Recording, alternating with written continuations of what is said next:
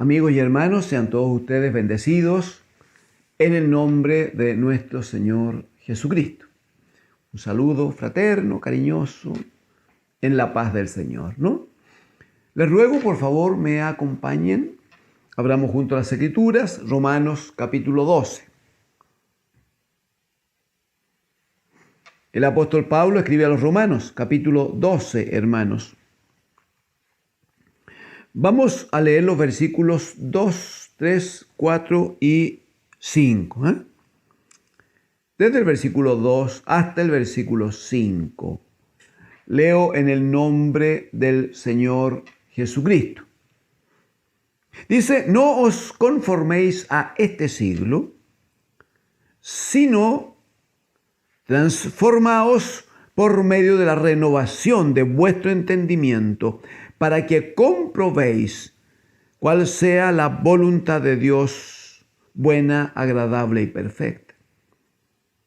Digo, pues, por la gracia que me es dada a cada cual que está entre vosotros, que no tenga más alto concepto de sí que el que debe tener, sino piense de sí con cordura, conforme a la medida de fe que Dios repartió a cada uno.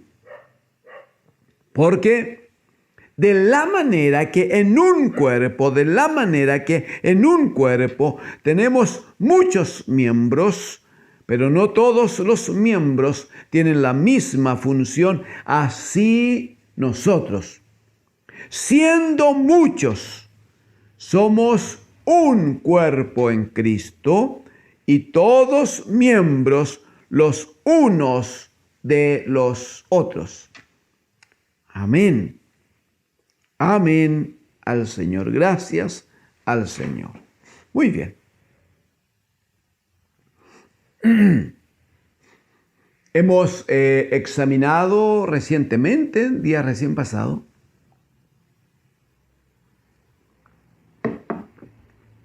la exhortación que hace el apóstol Pablo, ¿no? Aquí en Romanos capítulo 12, en el verso 1 puntualmente, cuando llama a la iglesia a presentar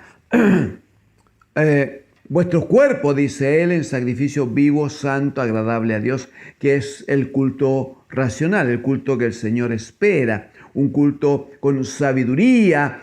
Eso hace que el culto se transforme en un culto, en un sacrificio espiritual, claramente, ¿cómo no? ¿Cómo no? Pero para que se dé ese culto racional o ese culto espiritual, necesario es una transformación. Es necesario. Dirá el apóstol a los Efesios en el capítulo 2, cuando dice al comenzar el capítulo, Él os dio vida a vosotros, y Él os dio vida a vosotros cuando estabais muertos en vuestros delitos y pecados. Un muerto, ¿qué posibilidad tiene de ofrecer sacrificio agradable a Dios? Un muerto viviendo en delito y en pecado, ¿cómo podría presentarse ante el Dios Santísimo para traerle alguna forma de ofrenda? No hay ninguna posibilidad, no la hay. Entonces, para que el culto se constituya en culto racional, en culto con sabiduría, en un culto agradable a Dios, en un culto santo para el Señor, para que sea entonces un culto espiritual, necesitamos lo que nos exhorta el Espíritu por Pablo. Necesitamos oír la voz del Señor en esto del verso 2. Dice, no os conforméis a este siglo.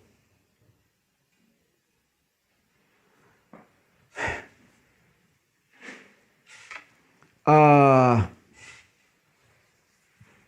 Escritura habla, hermanos, cuando habla de el siglo, habla de el sistema de cosas que nos rodea, que nos invade a medida que los tiempos van transcurriendo. ¿Cómo es que hay uno que se ha constituido en Señor, se ha constituido en príncipe, así lo llama el apóstol Juan también, el príncipe de este siglo. Jesucristo también lo dijo, ¿no? ¿Quién era príncipe? Era autoridad, era una forma de señorío que ejerce sobre todo este sistema. Pero cuando la Escritura habla del siglo,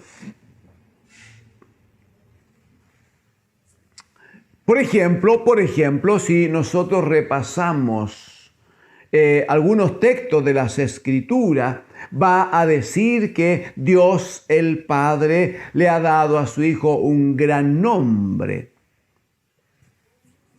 para que el nombre de Jesucristo sea invocado, no, pero dice no solo en este siglo, sino también en el siglo venidero.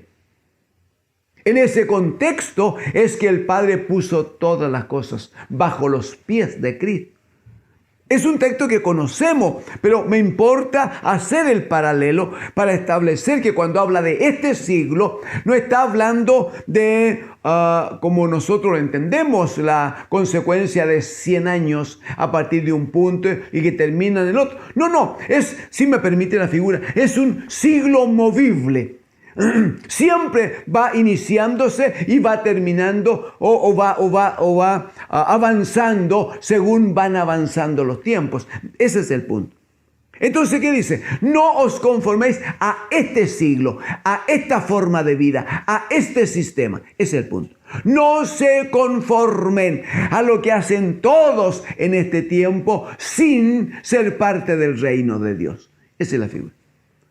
Entonces, ¿cómo hago para mostrarme distinto, separado? ¿Cómo hago para que se note la diferencia? Bueno, dice, lo uno es una decisión, un culto racional. No os conforméis a este siglo. O sea, hay que decidir no estar en relación, en función con este siglo. Si usted incluso quisiera acompañarme, Primera de Juan, capítulo 2, ¿cuál es la forma? De nuevo, es una decisión racional, es un compromiso, es pacto que hacemos con el Señor cuando le ofrendamos nuestra vida. Ese es el sentido. Pero como esa ofrenda debe ser diaria, entonces todos los días, diariamente, 1 de Juan capítulo 2, verso 15, este es nuestro compromiso. No améis al mundo, el presente siglo humano. No améis al mundo, ni las cosas que están en el mundo. Si alguno ama al mundo, el amor del Padre no está en él. Versículo 16. Porque todo lo que hay en el mundo, los deseos de la carne, los deseos de los ojos, la vanidad de la vida, no provienen del Padre, sino del mundo. O sea, el hecho que deseemos que la carne se manifieste y quiera hacer cosas e ir a ciertos lugares y tener ciertos placeres, claramente eso no es lo que proviene de Dios. No porque Dios nos dio un cuerpo para que sea templo de su espíritu. Entonces los deseos de la carne, los deseos de los ojos y la vanagloria de la vida, eso de querer ser muy importante, reconocido, que la gente le aplauda, que todos le hagan reverencia, que le traigan regalo. No, esta vanagloria todo eso no procede de Dios, procede más bien del sistema, procede del mundo y de aquel que es príncipe sobre este mundo. ¿Qué es lo que hay que cuidar? Verso 17, que el mundo pasa, dice. Todo esto, hermanos, amigos, todo esto va a pasar. De alguna manera ya lo estamos viendo. Ya vemos cómo va pasando este sistema, cómo la naturaleza se está revelando, cómo las cosas que parecían inconmovibles e indestructibles como los cielos. Esta famosa capa de ozono, dañada, afectada. estas grandes glaciales, estas montañas de hielo, hermanos, milenarios, parecían indestructibles, todo parecía que no variaba, no, todo estaba fijo, seguro. Pero ya observamos que nada está seguro. Nada es eterno. Usted recordará alguna palabra anterior. El hombre es como la hierba y todo lo que el hombre consigue es como la flor de la hierba. Y el hombre pasa y la hierba cae. Perdón, el hombre pasa, el hombre que es como la hierba pasa y la flor de la hierba o la gloria del hombre cae y desaparece. Hay una sola cosa que permanece para siempre, la palabra de Dios. Sí, pero la palabra de Dios dice que todo lo que hay en el mundo no procede de Dios. Y el mundo pasa, el mundo va a pasar y sus deseos. Entonces, ¿qué es lo que hay que buscar? Que el que hace la voluntad de Dios, el que hace la voluntad de Dios permanece para siempre. ¿Y por qué hacemos hincapié en el que hace la voluntad de Dios? Porque aquí vamos a leer juntos estoy en Romanos capítulo 12, verso 2. No os conforméis a este siglo, a este sistema, sino dice, transformaos por la renovación de vuestro entendimiento para que comprobéis, y aquí viene, para que comprobéis cuál sea la voluntad de Dios, buena, agradable y perfecta. El punto es, primero, traer esta ofrenda al Señor. Traer este sacrificio vivo al Señor, de decir no al mundo. No acepto lo del mundo. No me bendice lo del mundo. No me agrada lo del mundo. No me atrae el mundo. Eso es lo primero. Traer ese presente, traer esa ofrenda al Señor. Para lograrlo, entonces urgente es la renovación del entendimiento, la renovación del entendimiento. Mire, Pablo escribe a los Efesios en el capítulo 4, Efesios en el capítulo 4,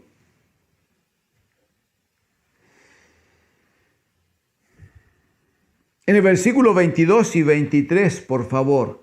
Efesios 4, 22 y 23. Y aquí va a ser, es que estos textos nos ayudan mucho, son hermosos, porque establece precisamente como el recorrido, el camino que debemos hacer. Verso 22, en cuanto a la pasada manera de vivir, cuando vivíamos según el mundo y según el príncipe de este mundo, satisfaciendo los deseos de la carne, en cuanto a la pasada manera de vivir, dice, despojaos del viejo hombre, despojaos, que está viciado conforme a los deseos engañosos, lo que leíamos en 1 Juan capítulo 2, ¿no? Los deseos de la carne, los deseos de los ojos, la vanagloria de la vida. Bueno, dice que todos estos deseos, ¿no?, son engañosos, están viciados conforme a estos deseos engañosos. Verso 23, y renovaos en el espíritu de vuestra mente. Renovaos en el espíritu de vuestra mente. Es tan interesante esto, hermanos. Es que es tan hermoso poder compartirlo, verdades. Hay cosas lindas, toda la palabra del Señor es hermosa y uno la quiere predicar y la quiere enseñar, pero es que hay cosas como esta que tienen un alcance tan alto y tienen un sentido tan hermoso y que nos permite, si tomamos lo que el Espíritu nos entrega, permite, hermano, traer finalmente una permanente, una diaria ofrenda al Señor como un culto en sabiduría de Dios, ¿eh?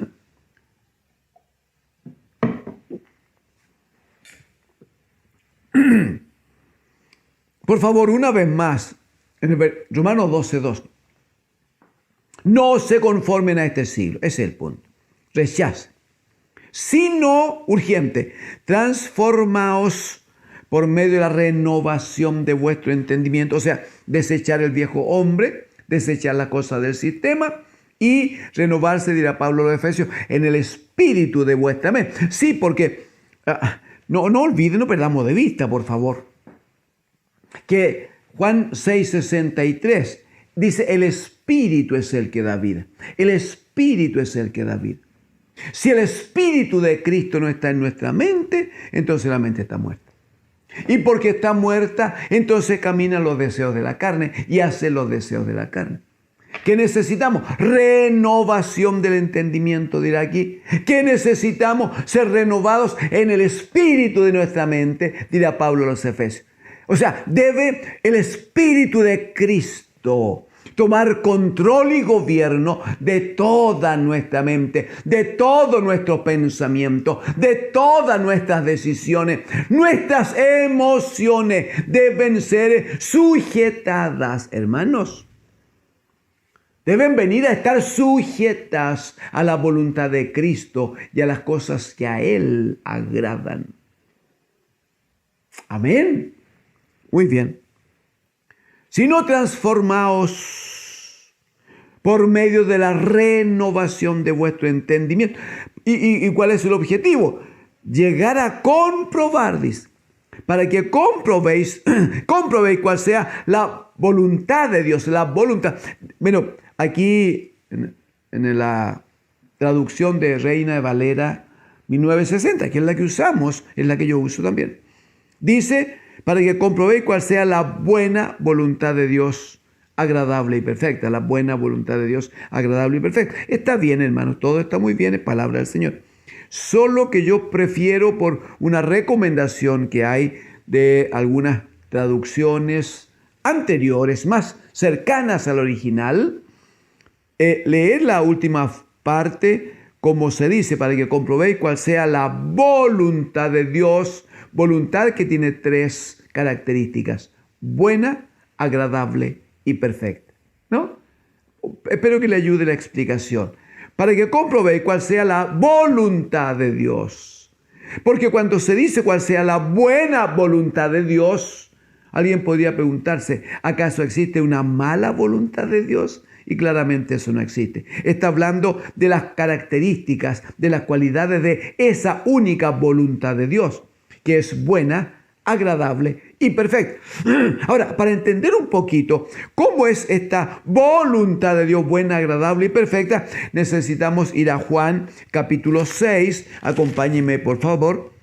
Juan capítulo 6. Por favor, versículo 38. Está hablando el bendito Hijo de Dios. Versículo 38, Juan 6, 38. Dice, porque he descendido del cielo, amén, no para hacer mi voluntad. Está hablando el Hijo de Dios, hermanos. El Santo Hijo de Dios. Pero Él dice, yo he descendido del cielo no para hacer mi voluntad, sino la voluntad del que me envió. O sea, vengo en comisión. Pero les recuerdo que todos nosotros estamos en comisión, ¿verdad? Lo hemos conversado antes. Todos estamos en comisión. El esposo respecto de la esposa respecto del esposo y los hijos en comisión del Señor para sujetarse a sus padres, ministerialmente o en la iglesia del Señor. El Señor ha constituido ministros para que ellos en comisión perfeccionen a los santos. La iglesia ha sido instruida por el Señor para que esté sujeta a quienes le presiden, cómo debe estarlo el cuerpo sujeto a la cabeza, etcétera, etcétera. Muy bien, todos somos comisionados del Señor. Entonces, ¿qué dice aquí? Acerca de la voluntad de Dios. No he venido para hacer mi voluntad, sino la voluntad del que me envió. Muy bien.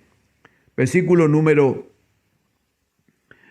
39. Dice, y esta, porque yo he venido a hacer la voluntad del que me envió. Y esta es la voluntad del Padre, el que me envió, dice.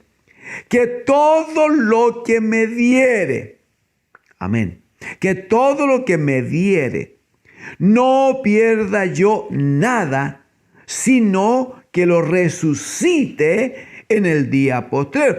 Observe que está hablando de salvación. Está hablando de salvación. Todo lo que me diere, no pierda yo nada, sino que lo resucite en el día postrero. Y mire el 40. Esta es la voluntad del que me ha enviado. Que todo aquel, por favor atienda aquí, que todo aquel que ve al Hijo, todo aquel que ve al Hijo y cree en Él, tenga vida eterna.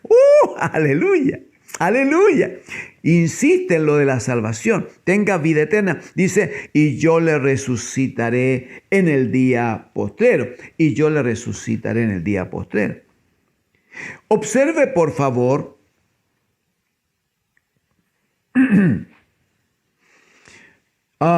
que esta voluntad de Dios tiene, por decirlo de esta manera, 3 elementos para que sea voluntad de Dios.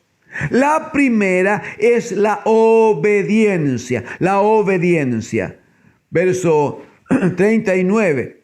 Esta es la voluntad del Padre que me ha enviado, que me envió, dice, que me envió. En el verso 40, esta es la voluntad del que me ha enviado. Lo primero es la obediencia. No se puede estar en la voluntad del Padre y cada uno hacer lo que le parezca. Si está en la voluntad de Dios, que si quiere estarlo, debe estar sujeto, debe estar obediente, debe estar dispuesto a aceptar, asumir y cumplir exactamente la comunión. La comisión es la comunión también, pero es la comisión, es el mandato de Dios el Padre. Hemos revisado antes cómo Jesucristo cuidó de no omitir nada, no saltarse nada. Él dijo, yo no he venido para abrogar la ley, sino para cumplirla, etc. Muy bien. Lo primero es la obediencia. Lo segundo, el verso 40, es ver al Hijo. Hermanos, no se puede estar en la voluntad de Dios si no se ve al Hijo. No se puede. ¿Qué le dice el Señor Jesús a Nicodemo? Si no naces de nuevo, no puedes ver el reino de Dios. Y si no ve el reino de Dios, ¿cuándo va a entrar? ¿Cuándo va a encontrar la puerta? ¿Cuándo va a encontrar el camino? Es que no hay posibilidad, no hay otra forma. Entonces, el punto claramente es, primero, obediencia. Segundo, pedir al Espíritu Santo, pedir en oración que el Padre no revele a su Hijo. Nadie conoce al Hijo sino el Padre, dice. Entonces es el Padre el que revela al bendito Hijo. Por tanto, hay que estar rogando al Señor que nos abra, dirá Pablo a los Efesios, que abra los ojos de nuestro entendimiento, abra los ojos del entendimiento para poder ver a Cristo el Señor. Por eso es que el Señor Jesucristo también dijo, no, las escudriñen las Escrituras, porque ellas a ustedes les parece que les dan testimonio de mí, pero a vosotros parece que en ellas tenéis vida eterna. Así decía el Señor. Pero el Señor aclara y dice, pero ellas dan testimonio de mí. O sea, escudriñen las Escrituras para que me conozcan. Es para que me vean. Entonces la voluntad del Padre primero es una voluntad en obediencia, pues estamos en comisión. Segundo es ver al Hijo. Si no se ve al Hijo, no podríamos nunca alcanzar al Padre. Porque, lo dirá Pablo hablando a los Corintios, para nosotros dice, hay un solo Dios el Padre, del cual proceden todas las cosas. Dice, y un Señor Jesucristo, por medio de quien son todas las cosas. ¿Por medio de quién? O sea, hermanos, no hay forma de llegar al Padre si no es a través del Hijo. Pero para tener acceso al Hijo debemos verlo. Amén. Esa es voluntad de Dios. Uno, que estemos en obediencia, que estemos sujetos a la comisión. Dos, que veamos al Hijo para que a través de Él nos acerquemos al Padre. Y en tercer lugar, para que consigamos o entendamos primero lo de la salvación. Hermano, esto de la salvación que parece como tan obvio y evangélicamente todos los días se habla de salvación. Hermosamente, claro, pero el punto es este, mire.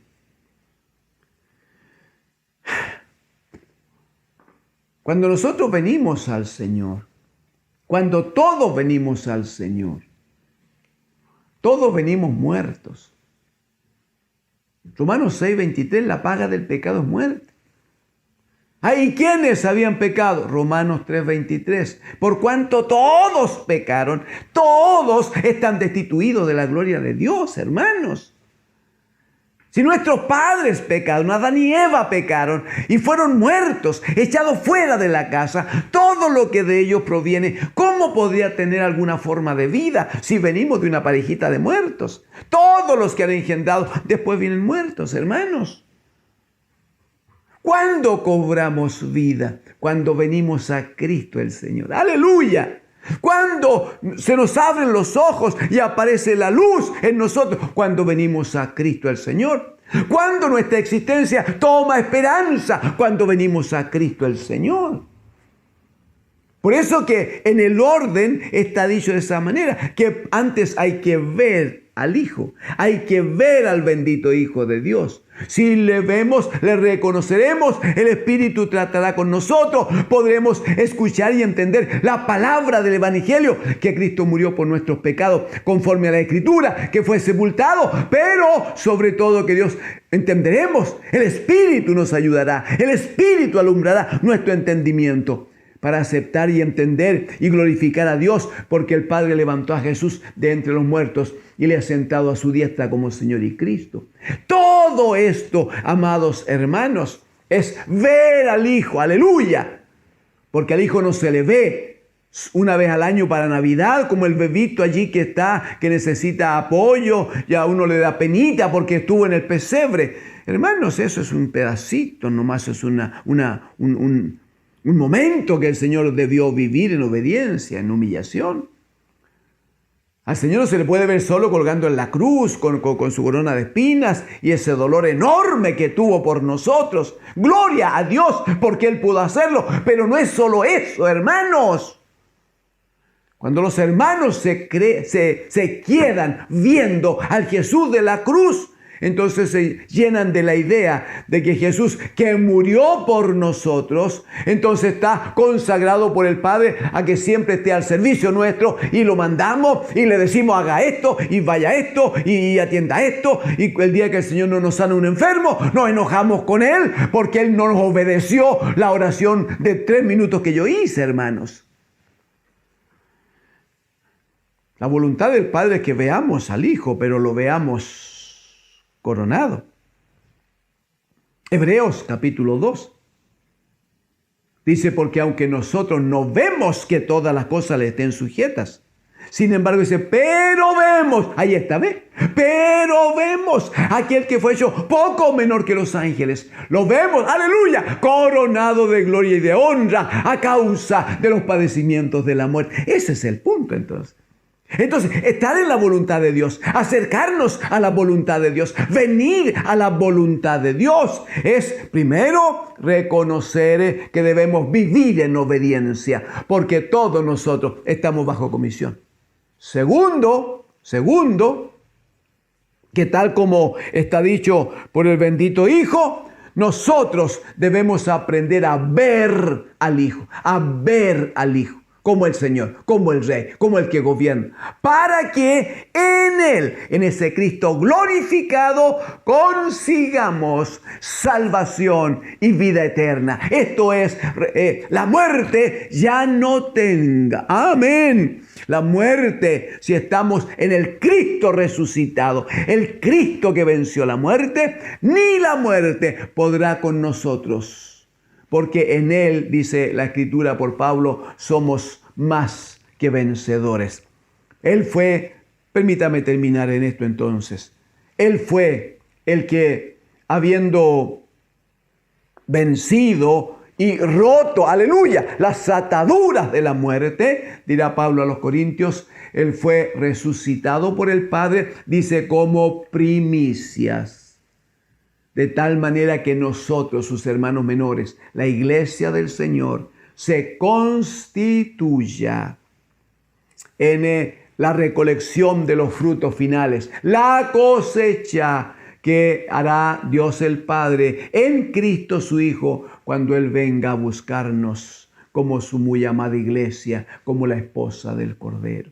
Amados, seamos todos bendecidos en la gracia del Señor. Bendito sea. Necesitamos en oración, hermanos, y por la palabra estar atentos, sujetos, cuidadosos para alcanzar a reconocer, a entender cuál es la voluntad de Dios. Buena, agradable, perfecta. Pero considere lo conversado, hermano. Esa voluntad de Dios no es simplemente ir, que vaya yo a veces a la reunión presencial, que es tan hermoso. Debo hacerlo y debo hacerlo siempre, sí. No es que de vez en cuando tome una monedita y le dé la ofrenda. No, terminemos ya con las moneditas. Ofrendemos lo mejor, ofrendemos todo lo que tenemos. De hecho, Romanos 12:1 va a decir que lo que hay que presentar es nuestro cuerpo, nosotros. Pero cuando toda nuestra vida está presentada a los pies del Señor, entonces ofrendar abundantemente de lo mucho que el Señor nos ha dado es un detalle, hermanos. Porque tengo mi afecto en la casa del Señor, va a decir el rey David. Amén. Señor les bendiga, amados. El Señor les bendiga. Creemos firmemente que el Espíritu Santo del Señor va a seguir trabajando con nosotros y en nosotros. Y aunque no podamos avanzar tan rápidamente en las Escrituras, no importa, permítame el comentario. Quisiéramos avanzar lentamente, pero juntos, como dice Pablo a los Efesios, hasta que todos lleguemos al conocimiento del bendito Hijo de Dios. Aleluya. Sean bendecidos. El Señor sigue y seguirá con ustedes y con nosotros. Amén. Amén.